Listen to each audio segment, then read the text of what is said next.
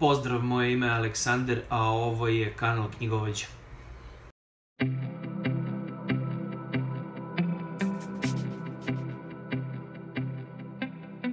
Danas bih želeo da pričam o izboru šifre delatnosti i o samim šiframa delatnosti.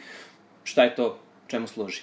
Naime, prilikom izbora čime ćete da se bavite, morate uz ono čime želite da se bavite i čime želite da poslujete, morate pronaći šifru delatnosti u šifrarniku delatnosti, šifru koja najpribližnije opisuje vas. Za svaku šifru delatnosti postoje posebne još pratići propisi koji idu uz nju, znači neke šifre delatnosti jednostavno oslobođene su obaveze fiskalne kase, neke šifre delatnosti mogu da budu paušalci, većina ne može, neke šifre delatnosti potpadaju pod zakon o saobraćaju, neke šifre delatnosti potpadaju pod zakon o turizmu i ono veoma bitno, neke šifre delatnosti su regulisane. Naime, nemoguće je baviti se tim šiframa delatnosti ukoliko nemate posebnu dozvolu ili ti licencu. Da navedemo primjer, u pitanju je proizvodnja alkohola, oružje, duvan, tako nešto, znači jednostavno i poštanske delatnosti takođe, ne možete se baviti njima ukoliko nemate izdatu licencu od nadležnog organa. No, hajde da kažemo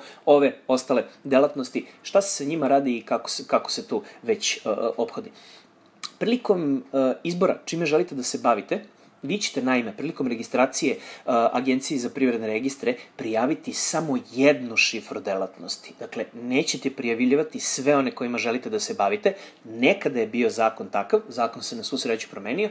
Vi danas prijavljujete, već nekoliko godina nazad, ali vi danas prijavljujete samo jednu šifru delatnosti i to je takozvana pretežna šifra delatnosti.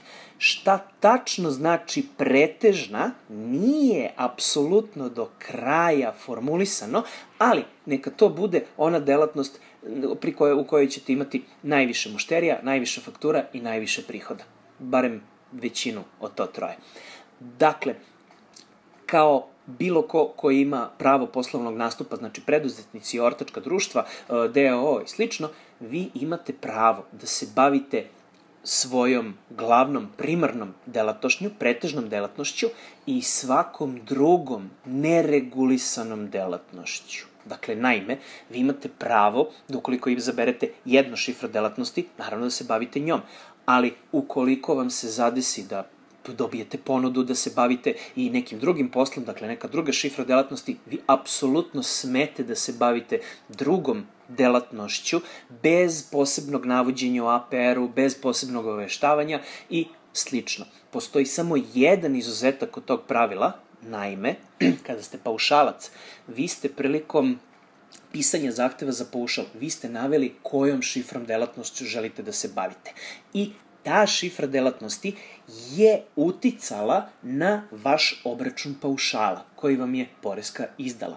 Ukoliko krenete u tom periodu, dok ste paušalac, da se bavite i nekom šifrom delatnošću koja nije šifra delatnosti koju ste naveli u paušalu, vi time ne kršite zakon o privrednim društvima koji navodi da možete da se bavite bilo kom delatnošću, ali vi time pravite poreski prekršaj, jer morali ste da prijavite još jednu šifru delatnosti, pa da tražite izmenu paušala, pa da tako dalje i bliže. Shodno tome, da kažemo, paušal tu ima poseban tretman kada se određujete kojim šifrom delatnosti želite da se bavite, ali svi koji nisu na paušalu imaju potpunu slobodu da se bave bilo kojom šifrom delatnosti kojom žele, bez obzira da li su je naveli ili ne. Po zakonu opet navodi se samo jedna, to treba da bude ona pretežna, primarna ili kako već, gledajte da to bude ona kojom ćete se najviše baviti i najviše zarađivati na njoj. Neke šifre delatnosti, recimo da kažemo kako se zove, da su blago regulisane, na primer, knjigovodstvo je jedna od takvih šifara delatnosti, ne možete drugima vršiti knjigovodstvene usluge, ne možete predavati završne račune i sve to, znači ne može vam neko prepustiti vođenje poslovnih knjiga u smislu knjigovodstva ukoliko vam primarna delatnost nije knjigovodstveno-računovodstveni poslovi. Znači, nije da je potrebna licenca, od 2008. godine za bavljanje knjigovodstvom nije potrebna licenca, ali je potrebno da onome kome predajete bavljenje vašim poslovnim knjigama, to jest onaj knjigovođa koga zapošljavate, njemu mora osnovna delatnost da bude knjigovodstvo, računovodstvo. Nadam se da je ovo bilo od pomoći i da je ovo bilo korisno. Svi komentari, sva pitanja, to molim vas pitajte slobodno u komentarima dole. Ispod klipa odmah navodim i naš web sajt gde se nalazi, pored kompletnog spiska šifrarnika delatnosti, nalazi se i objašnjenje, nalazi se kraća tabela koje šifre delatnosti mogu biti oslobođene fiskalne kase, koje samo u posebnim slučajevima, koje šifre delatnosti potpadaju pod zakon o turizmu i na samom kraju stranice nalaze se i linkovi ka bitnim dokumentima. Jedan od bitnih dokumenta koji zaista treba proučiti prilikom izbora koju šifru delatnosti želite da izaberete za vašu firmu, vaše preduzetništvo, je i dokument, kompletan šifrarnik delatnosti u kome je taksativno navedeno šta svaka šifra delatnosti predstavlja, a šta ne predstavlja, to je šta obuhvata i šta ne obuhvata, sa direktno napisanim to što ne obuhvata, da to obuhvata druga šifra delatnosti. I za sam kraj, što bi se reklo, PS,